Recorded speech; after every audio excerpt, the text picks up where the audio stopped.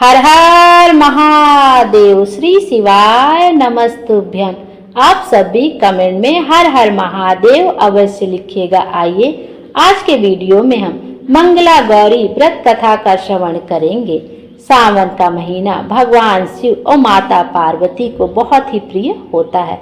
सावन महीने में जितने भी मंगलवार आते हैं उन मंगलवार के दिन मंगला गौरी व्रत किया जाता है। मंगला गौरी व्रत करने से माता पार्वती और भगवान शंकर की कृपा प्राप्त होती है। माता पार्वती और भगवान शंकर की विधि विधान से पूजा अर्चना करने के बाद मंगला गौरी व्रत कथा का श्रवण किया जाता है। मंगला गौरी का व्रत करने से सुहागिन महिलाओं को अखंड सौभाग्य की प्राप्ति होती है। आइए अब मंगला गौरी व्रत की इस पौराणिक कथा का श्रवण करते हैं। एक समय की बात है, एक छोटे से गांव में एक साहूकार अपनी पत्नी के साथ निवास करता था। साहूकार धनवान था। उसके घर में किसी भी प्रकार की कोई कमी नहीं थी। फिर भी वह और उसकी पत्नी संतान न होने के कारण हमेशा दुखी रहते थे। संतान की कमी उन्हें हमेशा कचोटती रहती थी। एक दिन की बात है, उस साहूकार के घर में एक साधु महात्मा आए। साहूकार ने उनका बहुत आदर सत्कार किया और उन्हें अपनी समस्या के बारे में बताया। साधु ने साहूकार की पत्नी को सावन में मंगलवार को किए जाने वाले मंगला गौरी व्रत करने की सलाह दी।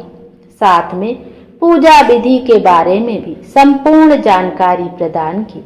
इसके बाद साहूकार की पत्नी ने सावन माह के पहले मंगलवार से ही मंगला गौरी व्रत का पूजन रखना शुरू कर दिया।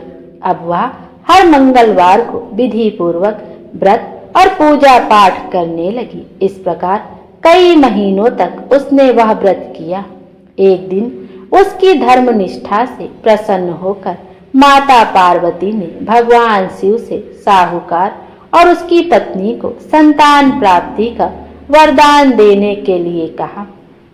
साहूकार को उस रात स्वप्न में एक दिव्य शक्ति ने दर्शन देकर कहा कि एक आम के पेड़ के नीचे भगवान गणेश की मूर्ति विराजमान है।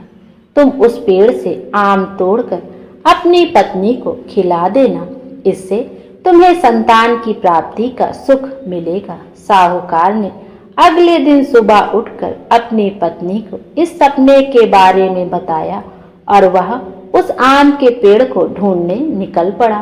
काफी समय तक ढूंढने के बाद आखिरकार साहूकार को वह आम का पेड़ मिला जहां भगवान गणेश की मूर्ति विराजमान थी। उसने आम तोड़ने के लिए उस पेड़ पर पत्थर मारना शुरू कर दिया। पत्थर फेंकने से एक आम तो टूटकर नीचे गिर गया, लेकिन गलती से एक पत्थर जाकर भगवान गणेश की प्रतिमा को लग गया। इससे भगवान गणेश क्रोधित हो गए और उन्होंने प्रकट होकर उस साहूकार को श्राप देते हुए कहा कि हे स्वार्थी मनुष्य, तुमने अपने स्वार्थ के कारण मुझे चोट पहुंचाई है। तुझे माँ पार्वती के कृपा से संतान की प्राप्ति तो होगी, लेकिन उसकी मृत्यु 21 वर्ष की आयु में ही हो जाएगी। यह सुनकर साहूकार बहुत घबरा गया और वो वापस घर आ गया। उसने वह फल अपनी पत्नी को खिला दिया और किसी को भी इस घटना के बारे में नहीं बताया। कुछ समय पश्चात भगवान शिव और माता पार्वती के आशीर्वाद से साहूकार और उसकी पत्नी को पुत्र की प्राप्ति हुई। इससे उन दोनों के जीवन में खुशी का ठिकाना न रहा, लेकिन साथ ही साहूकार इस बात से भी चिंतित था कि उसका पुत्र अल्प आयु होगा। देखते ही देखते वह बालक 20 वर्ष का हो गया और व्यापार में अपने पिता का हाथ बटाने लगा। एक दिन घर लौटते समय साहूकार पेड़ की छांव में तालाब किनारे बैठकर अपने पुत्र के साथ भोजन करने लगा। तभी वहां कमला और मंगला नामक 2 कन्याएं कपड़े धोने के लिए आई और कपड़े धोते हुए आपस में बात करने लगी। कमला ने मंगला से कहा कि मैंने इस सावन मास में प्रत्येक मंगलवार को मंगला गौरी व्रत रखने का निश्चय किया है। तुम भी माँ पार्वती को समर्पित यह व्रत अवश्य करना। इससे माता पार्वती प्रसन्न होती हैं और आप पर उनकी कृपा दृष्टि बनी रहती है। इसे करने से मनोवांछित वर और अखंड सौभाग्य की प्राप्ति भी होती है। कमला की बात सुनकर मंगला भी इस व्रत को करने के लिए तैयार हो गई। दूसरी ओर साहूकार ने दोनों कन्याओं के बीच यह पूरा संवाद सुन लिया और उसने अपने मन में यह सोचा कि यह कन्या मंगला गौरी व्रत को करती है, इससे इसे अखंड सौभाग्य की प्राप्ति होगी। यह मेरे पुत्र के लिए एक योग्य वधू साबित होगी। ऐसा सोचकर वह उन दोनों के विवाह का प्रस्ताव कन्या के पिता के पास लेकर गया। साहूकार की गांव में प्रतिष्ठा और मान होने के कारण कमला के पिता अपनी पुत्री का विवाह साहूकार के लड़के से करवा देते हैं। विवाह के पश्चात भी कमला विधि पूर्वक मंगला गौरी का व्रत रखना जारी रखती है। उसके इस भक्ति भाव से प्रसन्न होकर माता पार्वती एक दिन उसे स्वप्न में दर्शन देती हैं और कहती हैं कि मैं तुम्हारी भक्ति से अत्यंत प्रसन्न हूँ, इसलिए तुम्हें अखंड सौभाग्य का वरदान देती हूँ। लेकिन तुम्हारा पति अल्प आयु है, इसलिए अगले महीने मंगलवार के दिन एक सर्प तुम्हारे पति के प्राण लेने आएगा। तुम उसके लिए एक प्याले में मीठा दूध रख देना, उसके पास एक खाली मटका भी रख देना। सर्प दूध पीकर उस मटके में चला जाएगा और फिर तुम उस मटके को ऊपर से कपड़े द्वारा ढक देना। अगले मंगलवार को कमला ने माता पार्वती की बात मानकर एक प्याले में मीठा दूध रख दिया और पास में एक मटकी भी रख दी। सर्प ने आकर दूध पिया और मटकी में जाकर बैठ गया। कमला ने उस मटकी पर कपड़ा बांधकर उसे जंगल में रख दिया। माता पार्वती के कृपा से कमला के पति के प्राण बच गए। इस प्रकार मंगला गौरी व्रत के पुण्य फल से साहूकार का पुत्र श्राप मुक्त हो गया। जब कमला ने घर में सबको इस चमत्कार के बारे में बताया तो सभी आश्चर्यचकित रह गए। इसके बाद साहूकार और उसकी पत्नी ने अपने पुत्र और पुत्रवधू को आशीर्वाद दिया और पूरा परिवार सुखपूर्वक जीवन व्यतीत करने लगा। बोलो माँ मंगला गौरी माता की जय, माँ पार्वती की जय। आइए आज के दिन नाग पंचमी का पर्व भी है।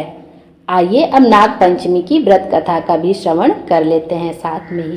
पौराणिक कथा के अनुसार एक राजा के 7 पुत्र थे। उन सभी के विवाह हो चुके थे। उनमें से 6 पुत्रों को संतान हो चुकी थी, लेकिन राजा के सबसे छोटे पुत्र को अब तक कोई संतान नहीं थी। इस वजह से राजा की पुत्रवधू को अक्सर उसकी जेठानी बांझ कहकर ताना मारती थी। यह सुनकर राजा की पुत्रवधू बहुत दुखी रहती थी। एक दिन उसने अपने पति से कहा, दुनिया मुझे बांझ कहकर पुकारती है। यह सुनकर उसके पति ने कहा, तुम इस पर बिल्कुल भी ध्यान मत दो, तू अपनी दुनिया में प्रसन्न रह। पति की बात सुनकर उसे बहुत सांत्वना मिली, लेकिन फिर भी लोगों की बातों को सुनकर वह अक्सर दुखी हो जाती थी। एक दिन नाग पंचमी का पर्व आ गया। चौथे की रात को राजा की पुत्रवधू को सपने में 5 नाग दिखाई दिए। उनमें से एक नाग ने उससे कहा, हे पुत्री, कल नाग पंचमी है, तू अगर हमारा पूजन करेगी तो तुझे पुत्र रत्न की प्राप्ति होगी। यह सुनकर राजा की पुत्रवधू बहुत प्रसन्न हुई और अपने पति को सारी बात बताई। पति उसकी बात सुनकर बोला, अगर तुम्हें नाग दिखाई दिए हैं तो तुम नागों की आकृति बनाकर उनका पूजन करो। सभी नाग देवता ठंडा भोजन ग्रहण करते हैं, इसलिए उन्हें कच्चा दूध चढ़ाओ। नाग पंचमी के दिन राजा की पुत्रवधू ने ठीक वैसा ही किया। नागों की पूजा करने से राजा की पुत्रवधू को 9वें महीने में एक सुंदर पुत्र की प्राप्ति हुई। इस तरह से संसार में नाग पंचमी का व्रत विख्यात हो गया। बोलो नाग देवता महाराज की जय। नाग पंचमी पर्व के दिन नाग पंचमी व्रत कथा का श्रवण अवश्य करना चाहिए। भोले बाबा हम सब की मनोकामना पूर्ण करें और हमारे जीवन को खुशियों से भर दें। Thank you.